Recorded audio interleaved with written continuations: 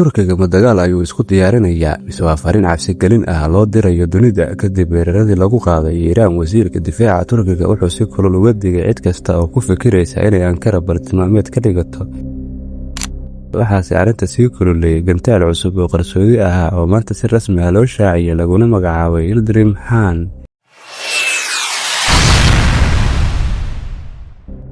gantaalkan ma yahay awood difaac mise waa fariin dagaal oo culus? maanta waxaan falanqayn doonaa waxa uu yahay Yildirim Han, sababta Turkiga hadda u hadlayo iyo waxa ka dambeeya ereyga culus ee strategic deterrent.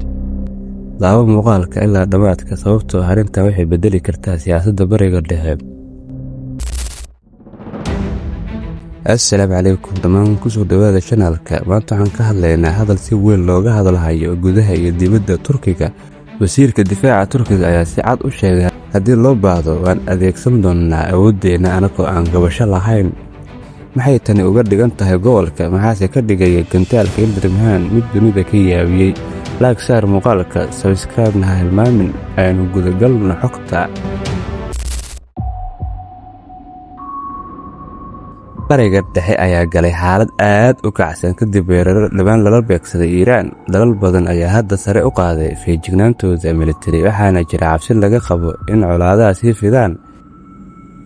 Turkiga oo ah awood militari oo weyn oo gobolka ah wuxuu dareemayaa in xaaladdu si toos ah u saameyn karto amnigiisa. wasiirka difaaca Turkiga wuxuu sheegay in cid kasta oo isku dayda inay hanjabto ama bartilmaameed ka dhigato Turkiga ay la kulmi doonto jawaab adag. Sadece caydırıcılık olarak kullanmamız diye düşünüyoruz. Ama kullanmamız gerekirse de hiç düşünmeden kullanacağımızdan kimse de şüphesi olmasın. En etkili şekilde kullanacağımızı değerlendiriyoruz. Teşekkür ederim. hadalkan ma ahayn hadal caadi ah, sababtoo wuxuu yimid xilli ay dunidu si weyn uga hadlayso suurtagalnimada dagaalo waaweyn oo gobolka ka qarxa. Turkiga wuxuu doonayaa inuu tuso anaku diyaar baynu nahay.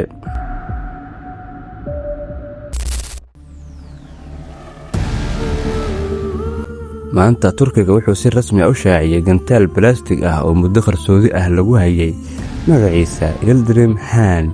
magacan wuxuu leeyahay macno xooggan oo taariikhi ah gudaha Turkiga.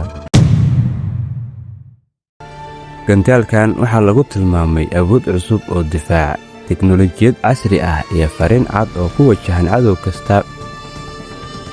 inkasta oo faahfaahin badan aan weli la shaacin, haddana warbaahinta Turkiga waxay sheegaysaa inuu yahay gantaal leh awood fog iyo saameyn weyn. wasiirka wuxuu yidhi, waxaan aaminsanahay inaan u adeegsan doono oo keliya sidii awood ka hortag istiraatiiji ah, laakiin kadib wuxuu ku daray hadal aad u culus. haddii loo baahdo waxaan u adeegsan doonaa si wax ku ool ah oo aan gabasho lahayn. taasi waxay ahayd fariin si toos ah loogu diray cid kasta oo isku dayda inay cadaadis militari saarto Turkiga.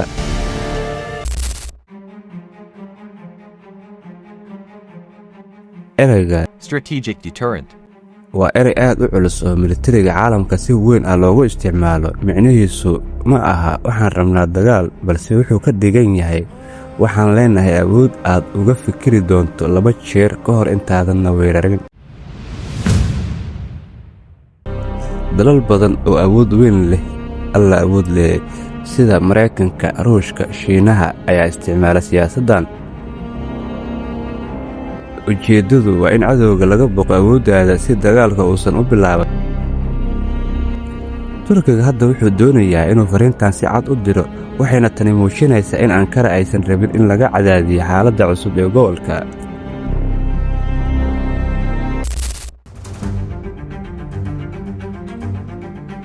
kadib hadalka wasiirka, warbaahinta iyo falanqeeyayaasha siyaasadda ayaa si weyn uga hadlay.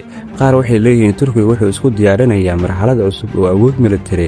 kuwo kale waxay sheegayaan in tani tahay fariin siyaasadeed oo loogu talagalay cabsigelin iyo difaac. Sadece caydırıcılık olarak kullanmamız diye düşünüyoruz. Ama laakiin hal shay ayaa la isku raacsan yahay daawade.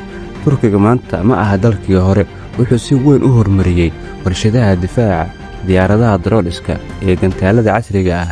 taasi waxay sababtay in dunida si taxadar leh u dhagaysato hadal kasta oo ka soo baxa Ankara.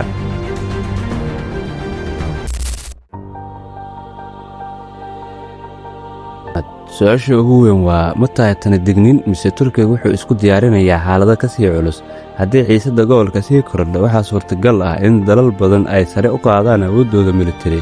Turkiga wuxuu doonayaa in cid kasta fahamto inuusan ahayn dal si fudud loo cabsi gelin karo.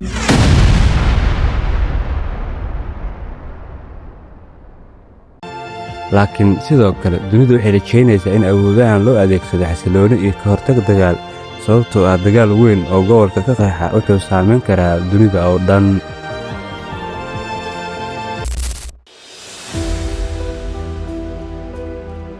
haddaba adiga maxay kula tahay? Turkiga ma wuxuu dirayaa fariin difaac mise wuxuu muujinayaa awood dagaal oo cusub? aragtidaada ku soo qor commentiska. haddii muuqaalkani ku xiisa geliyey like saar, share garee, subscribe ha ilaawin.